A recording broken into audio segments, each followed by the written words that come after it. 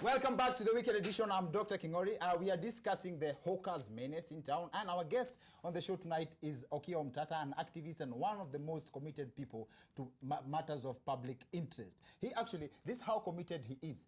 He got 6 of his teeth knocked out sababu walikataa kukula hongo. For real, I imagine you're like, utakula hongo? Seriously, that's how committed he is. Okiya Omtatah, mambo? Sijambo. Karibu sana kwa show yetu. Asante. Karibu sana. Uko na kesi ngapi sasa so far? I don't keep track. You don't keep track? Yeah. Ni mingi hivyo. I would spend all my time trying to know which ones are there. Anasema hivyo kwa sababu evidently he lives in and out of police cells, like part time. Before we talk about the cases, first of all, before you got into activism, before everything else happened, you were studying priesthood. Yeah. I trained to be a Catholic priest. But I did not leave because of any issue of faith or morality. Yes. I got involved in an accident. Oh. Which was life-threatening. Okay. And it forced me to discontinue my studies. Pole sana. Yeah. But either way, you have children, you still became a father. But I didn't lose my faith. Okay.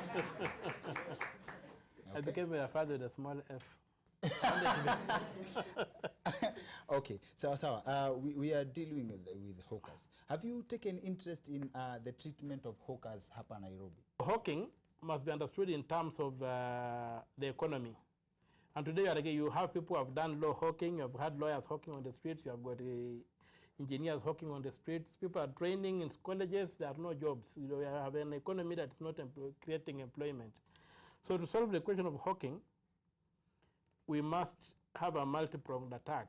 We must expand the economy, create formal jobs, and then create regulations whereby hawkers can then hawk. You want the face of the president, the first president, removed from money? The face, yeah, that's the law. And it will cost, the governor of the CBK says that it will cost 18 billion shillings to get rid of the president's image. He doesn't tell us how much it costs to keep it on. You should have said that much. It's there. No, that money is always new. Does anybody have any notes? Everybody pick up a note. If you have any note on you. You have notes here. Any current notes? Anybody has any current notes? If you look, I also have a 51 here. Okay. Now, if you look at what's the date here? On the right-hand corner, that old note. 16th July 2010. What's the date on this note, a new note? 16th July 2010. Who is cheating who? Who is fooling who? You see, the problem, this one actually, let me show you. This one actually looks fairly new. They are 1,000 shillings. Looks fairly new. The 50 shillings looks fairly old. Means this confirms the theory that 50 bob actually been used as a bribe sana. Hii. Sana. So, tuendelee now.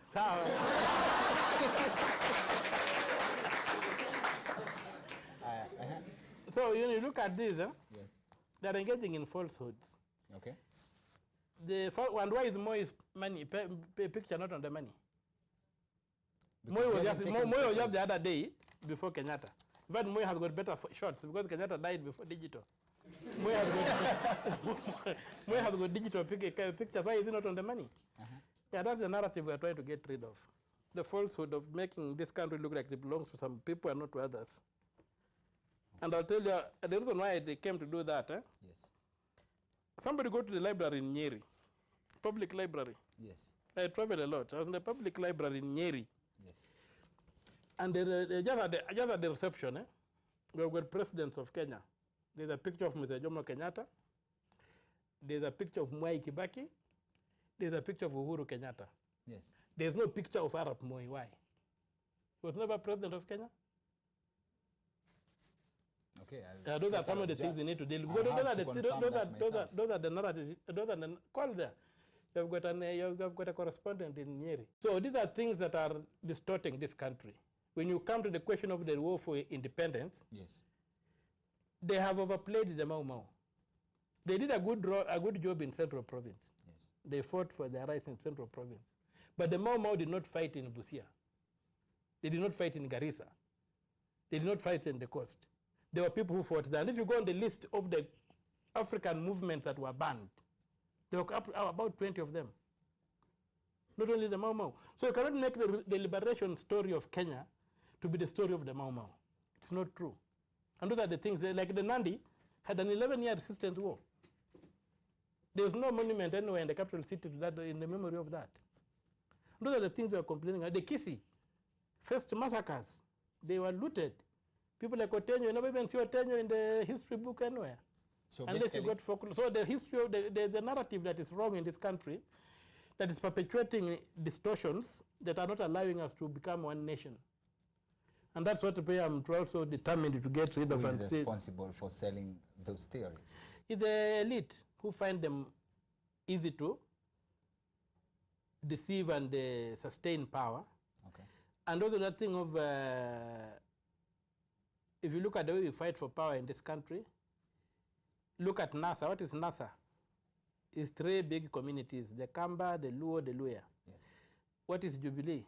2 big communities, the Kikuyu and the Kalenjin. We are told we have got 42 tribes. Where are the other tribes? Good question. So and that's why it's the problem of Kenya is, these big 5 tribes. And these big tribes, the Kikuyus are big, but they're not just in Central. They're all over. The Luyas are big, but they're not just in Kakamega, they're all over. Same to the Luo, same to the Kalenjin, same to the whatever. So if we are living in all these spaces around the country, we cannot afford to tell a Turkana, kwani nyinyi wa Turkana mko wangapi? We Samburu wewe, nyamaza, mko wangapi? Those kind of things, and these are the things that are destroying this country. We must go to a point whereby we are all citizens, and even an El Molo, who are not even 10,000, should be able to campaign and be a president of Kenya if he has got the good ideas and if he can lead this country. I second that 100%. I am for that. I am for that. And that's what we have to fight. And we can only fight that if we destroy these narratives of domination. One of the most popular incidents that you have is you change yourself to a, was it a police station? The police headquarters. Yes, the police headquarters. Yeah. Alafu ukapatia mtu funguo aende nayo. You gave someone the key aende nayo ndio ikae for long, like throwing away the key. But sasa in this case, you gave it to someone. What happened is that there was a journey to that place that took about 3 days. You remember at the time when we were having this so-called post-election violence? Yes. And some people reached out to me who trusted me.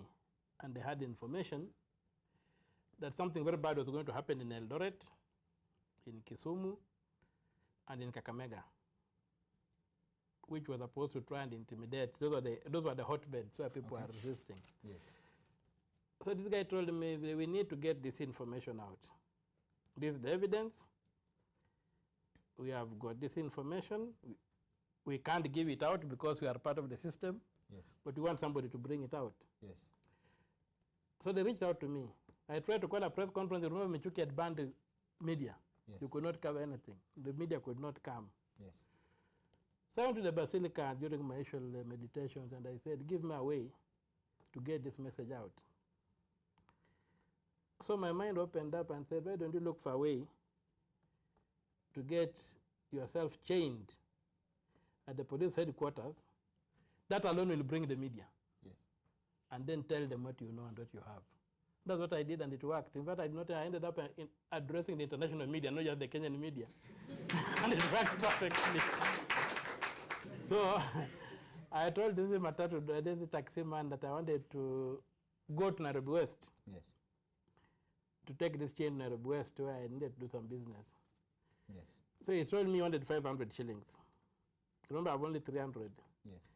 So he bargained. I told him, look at the way the country is. People are fighting, the shops are closed, what have you. So he said, okay, nitachukua hiyo pesa. And I told him, but let us go. I've got to pick, I want to pick something at the police headquarters. There's somebody waiting for me there to pick up, and then we go. Take Haramba Avenue, then we go down. So when we got there, I put the chain. It was a very heavy thing. I put it on the back seat. Yes. I sat on it. And I began tying. You know, this part of the body is very strong. If you have done martial arts, this is the strongest. You have done martial arts? Yes. And this is the strongest part. This is the strongest part of your body. So I wrapped it here and left on the end, and I put in there at the end of the padlock. So when I got there, I told him that's the person. I told him maybe slow down. When the man slowed down, I opened the door and he saw me come out with that thing. He zoomed off, but I had already paid him. Yes. He zoomed off. So me, I dashed to my target and I locked it. When the policeman came running, he could do nothing. He just told me up and said, "Umetoboa." Oh, they could have stopped you. They could have stopped me, but I reached there before they could. I snapped it on. Then they came trying whatever they wanted to try, but I had those papers. So what were you doing while they were trying to cut it? Like, how did you keep yourself busy? Like, waiting for them to... No, I was addressing the people who were passing around, telling them what it is I wanted to say. Oh, and eventually the media came, because I couldn't... While addressing them, polisi wanakata nyororo hapa. Hawakuwa wanakata. Walikuwa wanatafuta vile watakata. Oh, hawako wamefika pati ya kukata. Walikuja na ile kitu yao ikaenda hivi. So akasema so that's another crime, will be charged with destruction of public property. Hiyo ni hao ndio walidestroy, sio mimi. Wakaenda wakaleta ingine kutoka City Hall pia ikavunjika. Yes. They used a gas cutter to cut the chain. And that was enough time for me to address my audience. Please tell us your source of motivation. I don't think it's a very hard choice between 6 of your teeth and 9 million. It was 10. 10 million. 10 teeth. I don't have 10 teeth. 10. Oh, these are wires. I don't have 10 teeth. And I've got plastic here, and they broke my skull here, and they broke my skull here. Just because you refused to... I refused 9 million shillings. Because I don't feel like people. I'm a proud man. Oh, pride. I like money, but I can't take that money.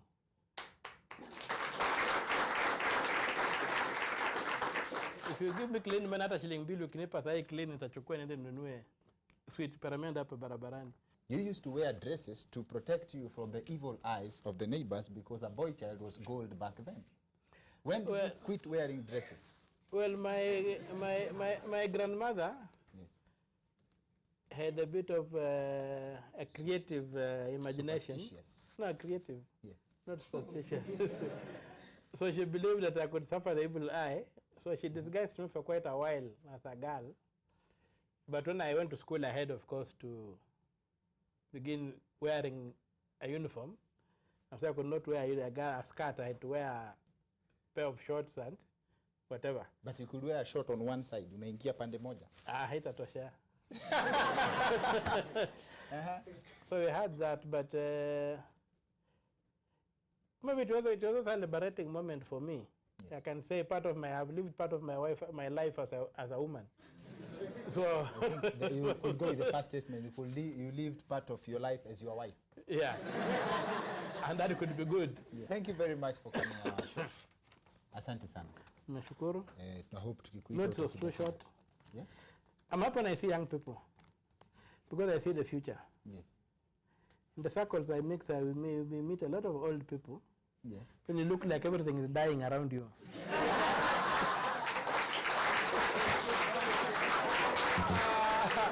That's it for the weekend edition. See you next week. My name is Dr. Kingori.